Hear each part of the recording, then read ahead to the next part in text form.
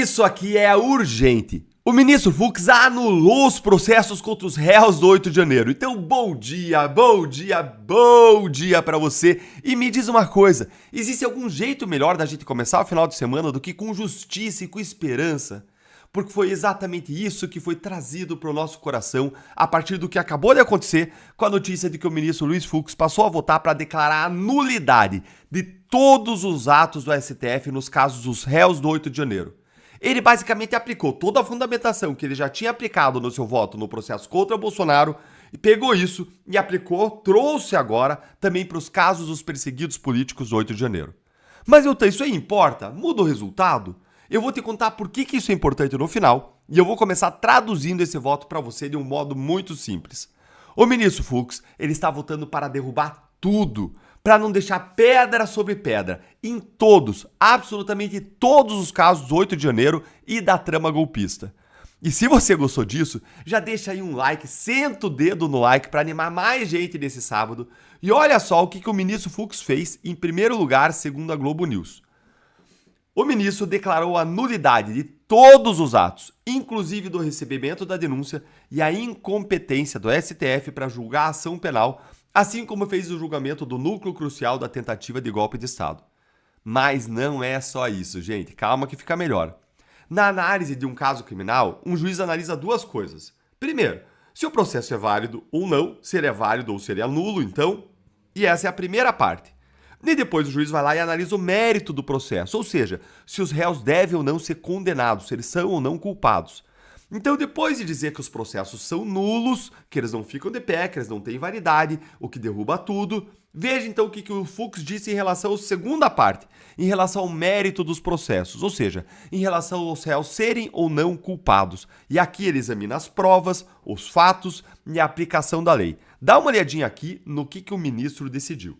Ministro Luiz Fux, na verdade, essa apresentação dele diz respeito a um julgamento que aconteceu lá atrás, em maio, e que ele pediu vista. Agora, então, ele apresenta essas decisões em relação a dois réus. Para um réu, que é uma mulher, ele acabou defendendo a absolvição, e para o outro, ele acabou diminuindo a pena que tinha sido já colocada ali pelo relator e seguida por pelo menos 2 ministros da primeira turma. Então, para o primeiro caso, o ministro Luiz Fux entendeu o seguinte, que Cristiane Angélica Dumont Araújo, que veio de Santa Catarina para os atos golpistas do 8 de janeiro de 2023, ela pôde ser absolvida. No entendimento do ministro, ela foi acusada de participar das invasões, mas não havia ali provas contra ela, que nas imagens avaliadas não se mostra a mulher de 59 anos cometendo nenhum tipo ali de problemas, assim, de mexer ali com os bens públicos mesmo, né, de atacar. Não quebrou um azulejo, é óbvio. O que a gente fala em relação à maior parte dos réus ali não tem prova de que eles quebraram um azulejo. Os bens públicos. Então ele acabou entendendo que seria necessário a absolvição dessa ré.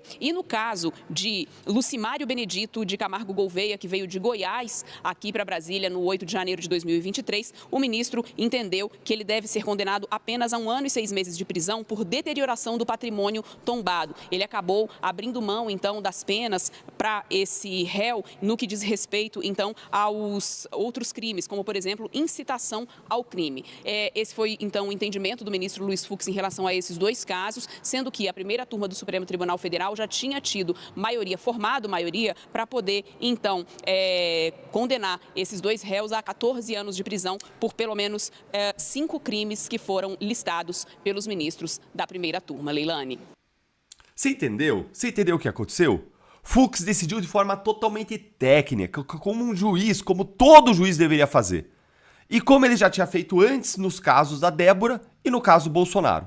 Então entende aqui, na primeira parte, em relação a esses dois réus, em relação aos preliminares, à validade desses casos, ele declarou a nulidade de todos os atos do STF, dizendo que o tribunal não tem competência para julgar réus sem foro privilegiado.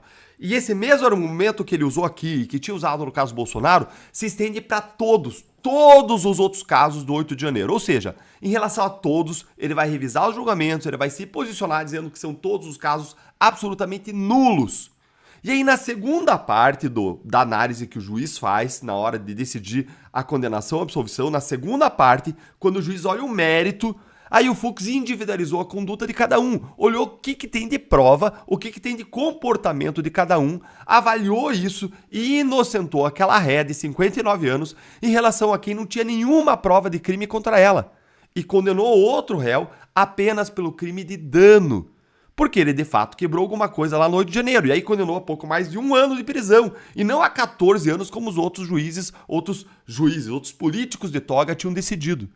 Gente, essas decisões do ministro Fux são extremamente importantes, porque elas plantam mais uma vez os fundamentos de uma futura anulação desses casos pelo Supremo quando o cenário político for propício, seja com uma vitória da direita nas eleições de 2026, seja com uma nova composição do Supremo Tribunal Federal.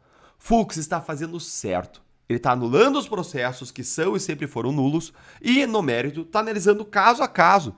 Quem fez, quem não fez, tem prova, não tem. Parabéns, ministro Fux. A justiça e as famílias dos perseguidos políticos agradecem. O Brasil agradece, porque sem ter justiça, sem ter ordem, a gente não tem como construir prosperidade.